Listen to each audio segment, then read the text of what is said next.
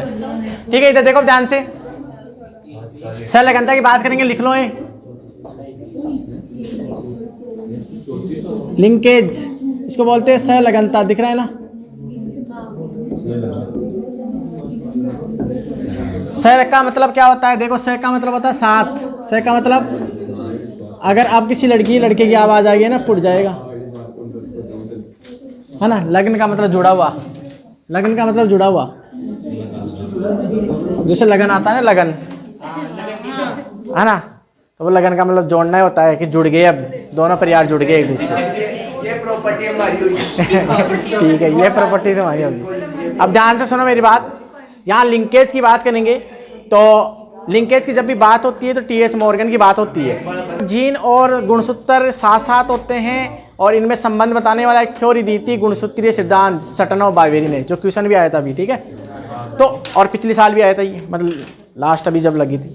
तो लिंकेज का मतलब क्या होता है, जीन साथ साथ होते हैं और वंशानुगत होते हैं, मतलब अपने लक्षणों को दर्शाते हैं। यही परिभाषा क्या कहलाती है, सहलगनता कहलाती है। सिंपल सा तरीका है, तो जीन का साथ साथ रहना और वंशानुगत होना क्या है, सहलगनता कहलाती है। तो इसके बारे में बताए थे टीएच मॉर्गन ने, इसलिए प्रयोगात्मक आनुवांशिक जनक टीएच मॉर्गन को कहते हैं। आवा नहीं आनी चाहिए ना, ठीक है। तो इसकी परिभाषा आप लिख सकते हो। तो जीनों का, अरे एक बार समझ में नहीं आती क्या ना, जीनों का साथ साथ रहना व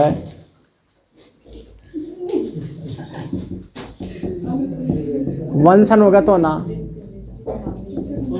ठीक है, ठीक है, वंशानुगत होना क्या कहलाता है, सहलगनता कहलाता है। और जीन कहाँ पर स्थित होते हैं, ठीक है, जीन कहाँ पर पाए जाते हैं, तो जीन गुणसूत्रों पर स्थित होते हैं, गुणसूत्रों पर स्थित होते हैं। ये भी एग्जाम में पूछ लेते हैं, जीन गुणसूत्रों पर स्थित होते हैं, ठीक है। तो ये था सहलगनता के बारे में। अब ये सहलगनता है, तो इस सहलगनता के बारे में बात करें तो ये सहलगनता शब्द दिया किसने था, सहलगनता शब्द ये दिया था थॉमस हंट मॉर्गन ने। किसने दिया था, थॉमस हंट मॉर्गन।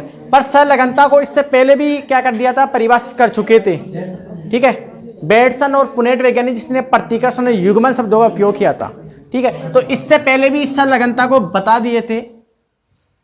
बस मतलब ये बताओ कि मैं किसको पढ़ा रहा हूँ, ये बता दो मुझे, है ना, इसको किसको पढ़ा रहा हूँ, फिर एक दूसरे से बात करते रहते हो। और एक बात याद रखना, सबसे इंपॉर्टेंट होती है, क्लास में अगर वो जो जहाँ लगा के सुनता है उसके कई क्वेश्चन है ना, घर पे जाकर ज़्यादा पढ़ने की जरूरत नहीं है, तो याद हो जाते हैं। फिर घर पे जाकर तुम सोचो आधी बातें याद आएगी श्योर है कि आप ध्यान नहीं देते। Concentration power is best power होता है, बस यही है।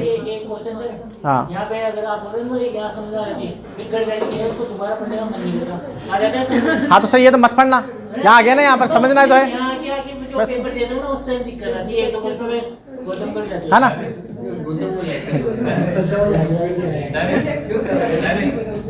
है ना सहलगनता, इसके बारे में बताए थे, ये सब तो दिया टीएच मॉर्गन ने, ठीक है।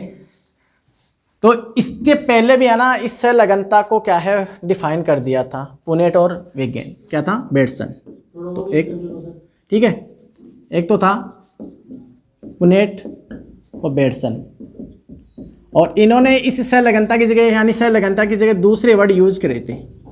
सहलगनता की जगह, सुन लो पहले, है ना, सहलगनता की जगह युग्मन यानी पेयरिंग, युग्मन व प्रतिकर्षण शब्दों का उपयोग किया, प्रतिकर्षण शब्दों का उपयोग किया, शब्दों का उपयोग किया, ठीक है। ये कर लिया था, ये भी पूछ लेता है, ठीक है, कई बार ये भी, पर यहाँ तक ही है। तो ये था सहलगनता के बारे में, ठीक है। अब ये सहलगनता का प्रयोग किस पर किए, उसको क्यों चुना, तो अब उसकी बातें करेंगे। तो हम बात करते हैं सहलगनता। तो जो चुना गया, जैसे मटर के जो प्रयोग किए थे वो किसने, मेंडल ने।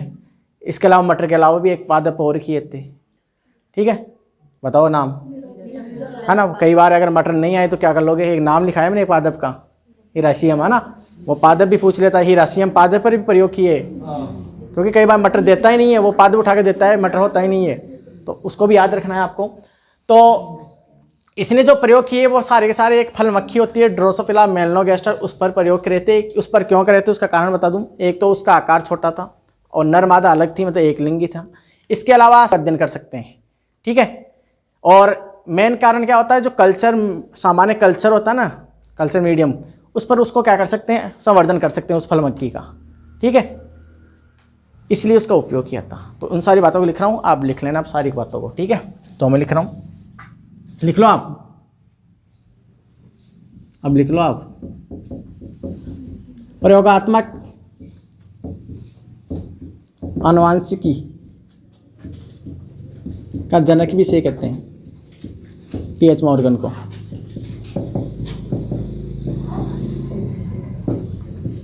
ठीक है, टी.एच. मॉर्गन को कहते हैं। तो प्रयोगों के लिए चुना, प्रयोगों के लिए चुना, तो चयन किसका किया था वो बात कर लेते हैं, और उसका नाम है फल मक्खी, और फल मक्खी को बोलते हैं ड्रोसोफिला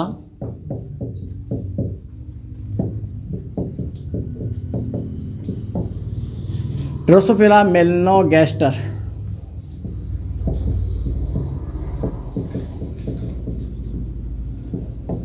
ठीक है, इसको ही क्यों चुना, पहला पॉइंट, ठीक है। नर मादा अलग, नर व मादा अलग। दूसरा पॉइंट, ठीक है, मादा बड़ी नर छोटा, ये तो हर जगह होता है, कौन सा भी कीट उठा लो ज़्यादातर मादा बड़ी होती है, ठीक है, मादा बड़ी नर छोटा, ठीक है। इसके अलावा नीचे यहाँ तक, कहाँ तक दिख रहा है, यहाँ तक, ठीक है, ठीक है, उम्र के हिसाब से, ठीक है, अभी तो देख लें। मादा बड़ी होती है, आकार की बात कर रहा हूँ मैं, आकार में बड़ी होती है, ठीक है। हाँ, आगे बात करते हैं हम जीवन काल। तो जीवन अवधि बोल सकते हैं, वो होती है केवल 2 सप्ताह की, 2 सप्ताह की, ठीक है। इसके अलावा सरल है सामान्य, सामान्य संवर्धन माध्यम में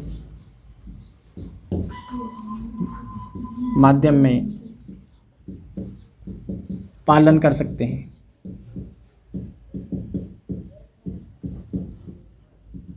ठीक है। और इसके अलावा जीवन काल है तो अनेक पीढ़ियां प्राप्त कर सकते हैं। इसके अलावा हम बात करें इसकी, तो इसमें होते हैं जो गुणसूत्र होते हैं 8 होते हैं या 4 जोड़ी होते हैं, वो भी पूछ लेता है कई बार।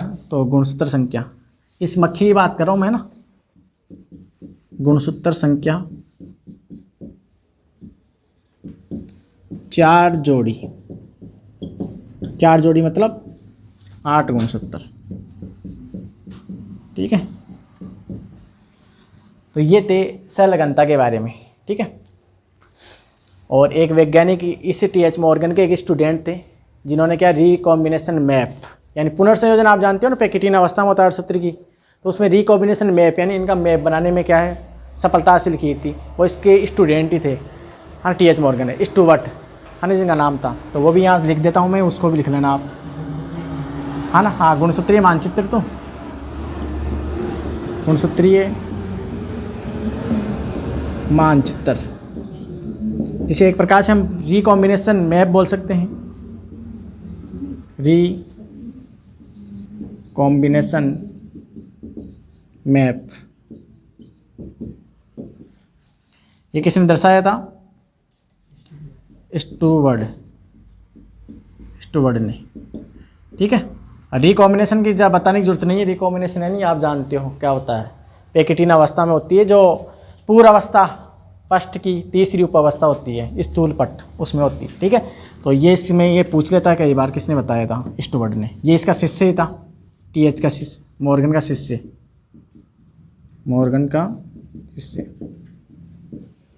ठीक है। ऐसी ये बातें बहुत हैं, बाकी नहीं इसके बारे में अभी तो बहुत कुछ ऐसा है। लगन समूह क्या आते हैं, जीन, बहुत लंबा चौड़ा है, जो कई बार करवाया था पर क्वेश्चन पूछता है नहीं इनसे। ठीक है, मैं कर दूँगा, अभी ऑफ कर दीजिए।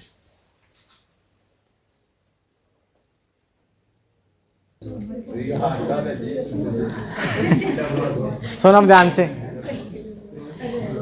डीएनए देखो आपके बायोटेक्नोलॉजी वाला है, उसके लिए भी आपको डीएनए की आवश्यकता पड़ेगी। ये चैप्टर ट्रांसक्रिप्शन पढ़ोगे, इससे पहले भी आपको डीएनए चाहिए, डीएनए की संरचना चाहिए। उससे क्वेश्चन भी आते हैं, जैसे न्यूक्लियोटाइड क्या होता है, न्यूक्लियोसाइड क्या होता है, डीएनए अम्लीय होता है कि क्षारीय होता है, क्यों होता है, अम्लीय होता है, क्षारीय होता है तो क्यों होता है, मतलब इसमें जो भी है ऐसे क्वेश्चन सारे आते हैं वो डीएनए संबंधित है। न्यूक्लियोटाइड कई बार पूछ चुका है, कौन कौन से भाग होते हैं, जो इसे एग्जाम में कौन सा भी एग्जाम हो उनसे भी पूछ लेता है। ठीक है, कौन खोज कराता, कैसे हुई थी, ये भी पूछ लेता है। कौन इसको न्यूक्लिक अम्ल नाम दिया, कौन न्यूक्लिन नाम दिया। ठीक है, ऐसे आते हैं डीएनए की संरचना में द्विकुंडलीय मॉडल जो होता है, जैम वाटसन फ्रांसिस क्रिक का, वो मॉडल से भी कई क्वेश्चन आए होंगे। ठीक है, तो हम पहले डीएनए की संरचना समझेंगे। ठीक है, तो डीएनए के बारे में लिख रहा हूँ मैं सारा डीएनए के बारे में, डीऑक्सी राइबो न्यूक्लिक अम्ल। तो इसके बारे में सुनना ध्यान से। तो हेडिंग लिख सकते हो आप, हेडिंग लिख सकते हो आप, डीएनए। डीएनए का मतलब होता है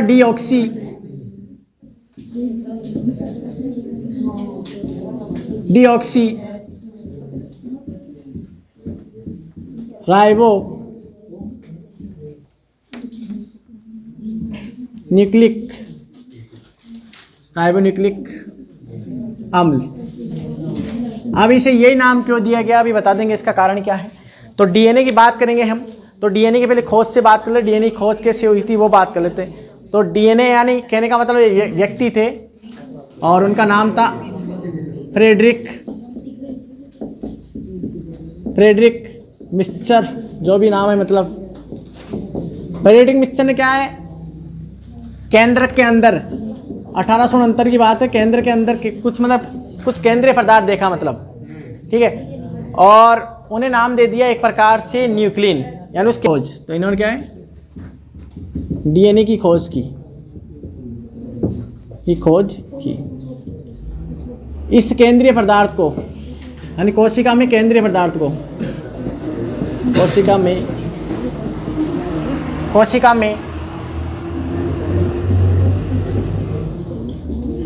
केंद्रीय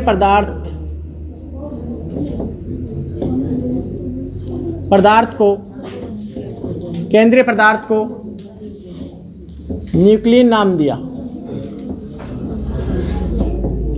याद रखना है, न्यूक्लिन नाम दिया। और बाद में इसी केंद्रीय पदार्थ को न्यूक्लिन को बाद में न्यूक्लिक अम्ल कहा गया, क्योंकि एक प्रकार का अम्ल था ये। तो न्यूक्लिक अम्ल जो दिया वो अल्टमान ने दिया था। ठीक है, तो डीएनए न्यूक्लिक अम्ल होता है, ये नाम दिया था किसने, अल्टमान। तो ये भी पूछ लेता है, तो यहां से आपको बता दूं, अल्टमान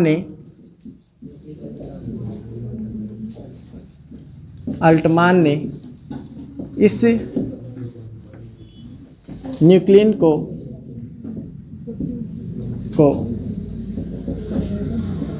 न्यूक्लिक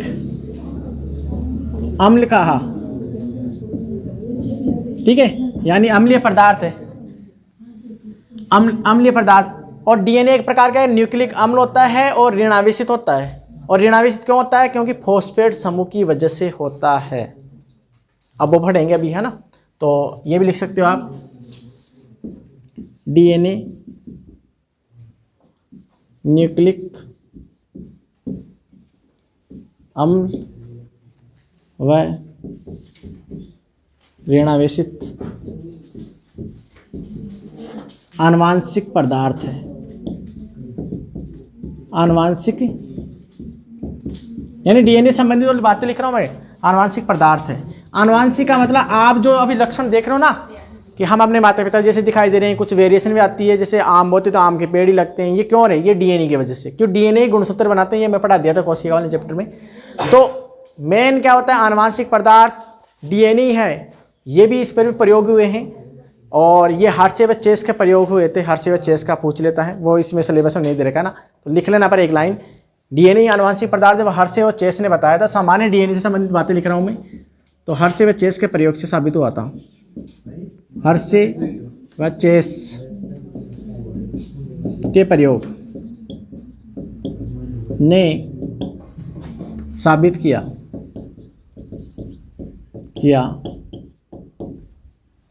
कि डीएनए ही आनुवांशिक पदार्थ। वैसे इतना याद रखना, बाकी और तो लंबा है पूरा, ठीक है। आनुवांशिक पदार्थ हर्षेवचेस जो इकोलाई जीवाणु पे रहते हैं, जीवाणुभोजी, मतलब इसने क्या है, इकोलाई को संक्रमण कराया था। इकोलाई जीवाणु को किससे? जीवाणुभोजी विषाणु से, मतलब इसको ऐसे कर लो ना, जीवाणुभोजी विषाणु, इसे बैक्टीरियोफेज बोलते हैं, बैक्टीरियोफेज, इससे संक्रमित कराया था, फिर प्रयोग करा था वो, ठीक है। वो प्रयोग है नहीं। तो ये था एक डीएनए से रिलेटेड, और डीएनए ही क्या बनाते हैं? गुणसूत्र बनाते हैं। बताया था ना पूरा आपको, कोशिका वाला चैप्टर याद है क्या? डीएनए क्या है? हिस्टोन प्रोटीन पर लिपटता है, वो भी अभी बता देंगे, पीछे जैसे टॉपिक आएगा जब बता दूंगा मैं, है ना। फिर हिस्टोन प्रोटीन लिपट करके आया है, फिर क्रोमेटिन बनाता है, फिर सोलेनॉइड, सुपर सोलेनॉइड, फिर कोशिका विभाजन होती है जब गुणसूत्र बनते हैं, ठीक है। तो ये पहले मैं बता दिया था, और बता देंगे, ठीक है। ये लिखो आप, इकोलाई और इस पर प्रयोग किए थे इन दोनों ने, और इसको संक्रमण करता है इसमें, यानी जीवाणु में जनन प्रोसेस थी वो एक प्रकार से, है ना, पार करना। अब देखो डीएनए किन भागों से मिलकर बना होता है, कौन कौन से भाग होते हैं डीएनए के, उनकी हम बात करेंगे, ठीक है। और ये इंपॉर्टेंट है, सारा का सारा जो लिखूंगा ये भी इंपॉर्टेंट था, ठीक है। अब देखो डीएनए की बात करते हैं, डीएनए हो या आरएनए, है ना। डीएनए के हैं तो बात करें डीएनए की, 3 भागों से मिलकर बना होता है डीएनए। इसकी संरचना भी बता देंगे बाद में, जैसे इसकी संरचना हम ऐसे लिखते हैं, डबल की ऐसे लिखते हैं, डबल, यानी ये तो हो गया डीएस डीएनए, और ऐसे होते हैं तो एसएस डीएनए। अब ये रियल में ऐसे क्या है, ऐसे क्या है, इसकी पूरी संरचना बताऊंगा मैं आपको, ठीक है। रियल में यानी एक न्यूक्लियोटाइड क्या होता है, डीएनए की इकाई होती है न्यूक्लियोटाइड, वो पूरी बताऊंगा इसकी संरचना, ये कैसे बना है इसे। फिर आपको जो बायोटेक्नोलॉजी वाला चैप्टर है ना, वो भी समझ में आ जाएगा पूरा, और ठीक है। अब देखो ध्यान से, डीएनए 3 भाग, तो डीएनए की पहले इकाई की बात कर लेते हैं। तो डीएनए की इकाई क्या होती है? न्यूक्लियोटाइड। डीएनए की इकाई क्या होती है? न्यूक्लियोटाइड। चालू कर दिया ना इसको। डीएनए क्या इकाई होती है? न्यूक्लियोटाइड। याद रखना है, डायरेक्ट क्वेश्चन पूछ सकता है आपसे, डीएनए की इकाई का नाम बताओ। जैसे हमारी बॉडी की इकाई क्या है? कोशिका। वैसे डीएनए की इकाई क्या है? न्यूक्लियोटाइड। तो न्यूक्लियोटाइड 3 भागों से मिलकर बना है, ये इसके 3 भाग पढ़ेंगे हम, ठीक है। तो इसको आप ऐसे भी कह सकते हो, 3 भाग हैं इसके, ये इसके ही है। तो पहला भाग जो होता है उसे बोलते हैं हम नाइट्रोजनी सारक। मैं एक चार्ट बनाऊंगा, ये भी इसके भी प्रकार लिखूंगा इनके सब, क्या ना, नाइट्रोजनी सारक, ठीक है। एक होता है पेंटोसर करा,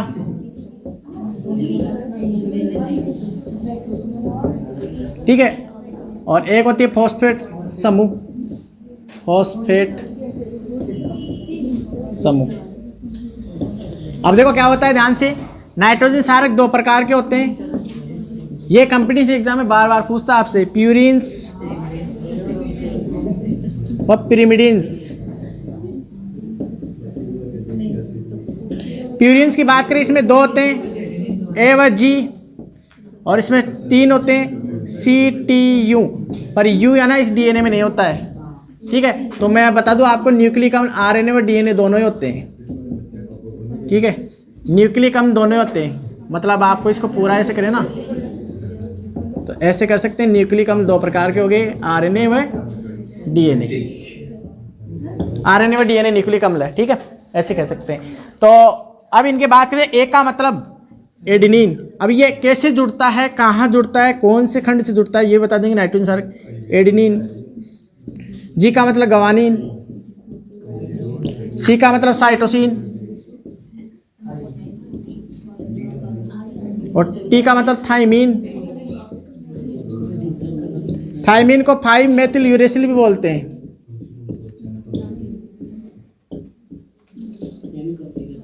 ठीक है। और टी का मतलब होता है यूरेसिल। हाँ, यू का मतलब यूरेसिल तो बोला है, ठीक है। देखो अब क्या होता है, ध्यान से, दिख रहा है ना यहाँ तक? अब इसमें क्या होता है, यूरेसिल डीएनए में एब्सेंट होता है, आरएनए प्रेजेंट। तो मैं लिख देता हूं डीएनए में उपस्थित व डीएनए में अनुपस्थित व आरएनए में उपस्थित। ठीक है। और थाइमीन की बात करें, थाइमीन, तो ये थाइमीन जो है ना डीएनए में उपस्थित आरएनए में अनुपस्थित। ठीक है। यानी एक न्यूक्लियोटाइड कैसे बनता है पूरी संरचना बताऊंगा मैं आपको। ठीक है। तो याद रखना है डीएनए की जब भी बात होती है तो यूरेसिल नहीं आएगा, और आरएनए की बात होती है तो थाइमीन नहीं आएगा, बाकी स्ट्रक्चर सेम है, ये सारे भाग आते हैं। ठीक है। इसकी स्ट्रक्चर सेम ही होती है। ठीक है। अब पेंटो शर्करा तो डीएनए में होती है डीऑक्सी राइबोज शर्करा। कौन सी शर्करा? डीऑक्सी राइबोज शर्करा होती है किसमें? डीएनए में। और इसका फॉर्मूला होता है C5H10O4। ठीक है। अब इसकी स्ट्रक्चर भी बता दूंगा मैं। हाँ, अभी स्ट्रक्चर बताऊंगा मैं इसकी। और फॉस्फेट की बात करें तो फॉस्फेट समूह ये हो ही गया -2। ये कहाँ से निकल के आया बताओ? H3PO4 से निकल के आया ये। और इसे हम क्या बोलते हैं? फॉस्फोरिक अम्ल यहाँ से निकल के आया, मतलब फॉस्फोरिक अम्ल आता है। ठीक है। अब समझो, तो ये तीनों भाग नाइट्रोजन क्षारक, पेंटो शर्करा, फॉस्फेट समूह, ये आपस में जुड़ते हैं। वो कैसे जुड़ते हैं वो बताऊंगा पूरी स्ट्रक्चर। और इसको बोलते हैं हम न्यूक्लियोटाइड। और फॉस्फेट समूह नहीं होता है और 2 ही होते हैं तो बोलते हैं न्यूक्लियोसाइड। तो न्यूक्लियोटाइड अलग होता है, न्यूक्लियोसाइड अलग होता है। ठीक है। फॉस्फेट समूह एब्सेंट हो तो न्यूक्लियोसाइड बोलेंगे ओनली। अभी बता रहा हूँ। ठीक है। अभी बताऊंगा स्ट्रक्चर। ठीक है। तो इस फॉस्फेट, ठीक है, और आरएनए की बात हो जाती है ना, आरएनए की, तो आरएनए में कौन सी शर्करा होती है? राइबोज शर्करा। तो C5H10O5 इसमें पूरे होते हैं। अब इनकी स्ट्रक्चर बताऊंगा तो इसे लिखे आप, है ना। इसमें ये दिख रहा है क्या? यहाँ इसे लिखो फिर बताता हूँ। मतलब न्यूक्लिक अम्ल 2 प्रकार के होते हैं, आरएनए व डीएनए। ये तो केवल डीएनए की बात की है ना। नहीं, न्यूक्लिक अम्ल 2 प्रकार के होते हैं, आरएनए व डीएनए। अब चाहे डीएनए की संरचना देखो चाहे आरएनए की देखो, ये सारे सेम है, बस चेंज क्या होता है? ये थाइमीन डीएनए में होता है, लिख दिया ना मैंने, आरएनए में नहीं होता। और ये यूरेसिल डीएनए में उपस्थित, इसमें उपस्थित, बाकी उस हिसाब से जुड़ते हैं सारे। और राइबोज शर्करा मैंने लिख दी, इसमें डीऑक्सी राइबोज और इसमें राइबोज, बस इतना सा है, बाकी सेम से चलती है। इसलिए हम आरएनए की संरचना पढ़ते नहीं है, पूछता भी नहीं है। ठीक है। और डीएनए की है, मैं डीएनए का सारा है खेल, तो इसे लिखो आप, है ना। फिर मैं इन दोनों की संरचना बताऊँ और एक न्यूक्लियोटाइड क्या है वो बताऊँ आपको, और फिर पॉलीन्यूक्लियोटाइड कैसे बनता है। इसे ऑफ कर रहे हैं, कर देगी क्या?